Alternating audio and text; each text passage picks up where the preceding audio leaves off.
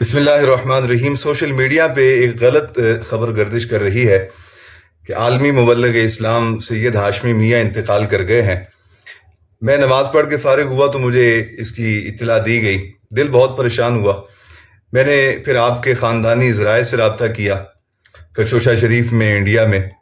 तो आपके जो खिदमत गुजार हैं करीबी घर के अफराद, उनसे मेरी बात हुई तो उन्होंने आगाह किया कि हुजूर आली मकाम जो हैं वो सर्जरी के सिलसिला में हस्पताल दाखिल हैं। तो अल्हम्दुलिल्लाह ताला बक़ैद हयात हैं। आप उनकी सेहतियाबी के लिए दुआ करें। तो मैं इस सिलसिला में जुमला सोशल मीडिया इस्तेमाल करने वालों से अर्ज़ करना चाहता हूँ कि कोई भी खबर हो तो उसकी तस्दीक ज़रूर किया करें। आप बक़ैद हयात हैं, अलबत्ता हॉस्पिटल में दाखिल हैं सर्जरी के लिए। आप उनके लिए दुआ फरमाएं।